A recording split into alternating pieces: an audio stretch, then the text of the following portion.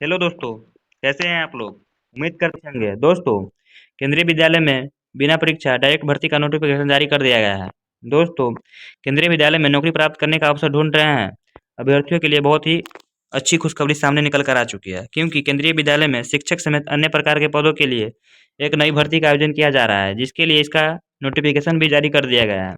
दोस्तों, आप लोगों को बताते चले कि केंद्रीय विद्यालय में केंद्रीय विद्यालय संगठन के द्वारा शिक्षक के और साथ में अन्य स्टाफ के भी पद निर्धारित किए गए हैं, जिसके लिए नई भर्ती का नोटिफिकेशन को जारी कर दिया गया है। जो भी उम्मीदवार पद के आधार पर अपनी योग्यता रखते हैं वह इस भर्ती का हिस्सा बन सकते हैं और आवेदन को पूरा कर सकते हैं। दोस्तों, यदि आप सभी अभ्यर्थी के लिए भी केंद्रीय विद्यालय भर्ती का बेसब्री से इंतजार था, तो आप सभी के लिए आर्टिकल में दी जाने वाली जानकारी को पूरा पढ़ना चाहिए, ताकि पूरी जानकारी आपको समझ में आ सके। दोस्तों, इस भर्ती के लिए केंद्रीय विद्यालय संगठन के द्वारा केंद्रीय विद्यालय में टीजीटी, पीजीटी के अलावा अन्य अनेक और पद भी निर्धारित किए गए हैं, जिसका विज्ञापन जारी कर दिया गया है और इसमें योग्य अभ्यर्थी के लिए आवेदन की प्रक्रिया को पूरा करने को कहा गया है।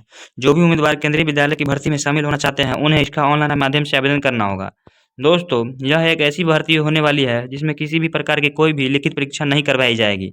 हालांकि इस भर्ती के लिए इंटरव्यू का आयोजन जरूर करवाया जा रहा है, जिसमें आवेदन करने वाले सभी अभ्यर्थियों को शामिल होना आवश्यक होगा, क्योंकि इंटरव्यू नौकरी प्राप्त करने का आधार हो सकता है। दोस्तों, केंद्रीय विद्यालय में भर्ती के लिए शैक्षणिक योग्यता की अगर बात करें, तो केंद्रीय विद्यालय में पद हेतु आवेदन करने के लिए अभ्यर्थियों को किसी भी मान्यता प्राप्त संस्थान से 2 साल की मास्टर की डिग्री होनी चाहिए। इसके अलावा अभ्यर्थियों के पास किसी भी मान्यता प्राप्त बोर्ड से बीएड या उसके समकक्ष डिग्री होना चाहिए। दोस्तों, प्राइमरी टीचर भर्ती के अंतर्गत आवेदन करने के लिए अभ्यर्थियों का न्यूनतम 50% अंकों के साथ किसी भी मान्यता प्राप्त संस्थान से 12वीं कक्षा पास होना बहुत ही आवश्यक है। इसके अलावा टीचर ट्रेनिंग में 2 साल का डिप्लोमा भी होना आवश्यक है। दोस्तों, एपीएल भर्ती के अंतर्गत अभ्यर्थियों का किसी भी मान्यता प्राप्त संस्थान से संबंधित विषय में 4 साल की डिग्री होना आवश्यक है।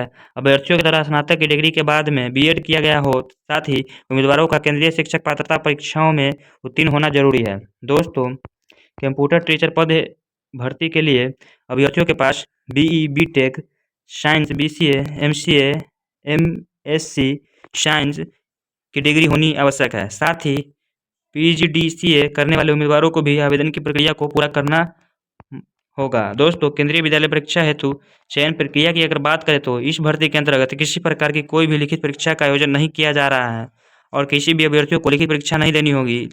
लेकिन इस भर्ती के अंतर्गत अभ्यर्थियों को चयनित करने के लिए इंटरव्यू का आयोजन जरूर किया जाएगा और इंटरव्यू में सफलता प्राप्त करने वाले अभ्यर्थियों को नियुक्ति प्राप्त हो जाएगी। दोस्तों, केंद्रीय विद्यालय भर्ती के तहत वेतन की अगर बात करें, तो केंद्रीय विद्यालय संगठन के द्वारा आयोजित की जाने वाली केंद्रीय विद्यालय भर्ती के अंतर्गत टीजीटी, पीजीटी के पद पर चयनित होने वाले अभ्यर्थियों को अलग अलग वेतन निर्धारित किया गया है, जो इस प्रकार से हैं। दोस्तों, पीजीटी पद पर चयनित किए जाने वाले अभ्यर्थियों को 27,500 प्रति माह वेतन दिया जाएगा और टीजीटी पद पर चरित्र होने वाले अभ्यर्थियों को प्रति माह 26,250 रुपये की सैलरी दी जाएगी। इसी तरह पीआरटी के पद पर चयनित अभ्यर्थियों को 21,250 रुपये की सैलरी दी जाएगी और जबकि नियुक्ति नर्स को प्रतिदिन 750 रुपये की रोजाना दी जाएगी। दोस्तों, इसके अलावा कोच की सैलरी प्रति महीने 21,250 रुपये मिलेगी। दोस्तों, केंद्रीय विद्यालय भर्ती के लिए ऑनलाइन आवेदन कैसे कर सकते हैं? तो दोस्तों, आवेदन के लिए सबसे पहले आपको केवीएस की संबंधित वेबसाइट पर जाना होगा और इसके बाद आप सब संविदात्मक नौकरी आवेदन लिंक पर क्लिक करेंगे और अब आप लोगों के सामने आवेदन फॉर्म खुल जाएगा, जिसमें आवेदन जानकारी को दर्ज करना होगा। इसके बाद आप सब अपने सभी जरूरी दस्तावेज और हस्ताक्षर और पासपोर्ट साइज फोटो को अपलोड कर देंगे। इसके बाद निर्धारित आवेदन शुल्क का भुगतान कर सबमिट वाले ऑप्शन पर क्लिक कर देंगे। अंत में आप लोगों को आवेदन फॉर्म का सुरक्षित प्रिंट आउट निकलवा लेना होगा, और ताकि आप लोग का यह भविष्य में काम आ सके। तो दोस्तों, उम्मीद करते हैं कि आप लोगों को सारी जानकारी अच्छे से समझ में आ गई होगी। तो मिलते हैं नेक्स्ट वीडियो में, तब तक के लिए जय हिंद, जय भारत।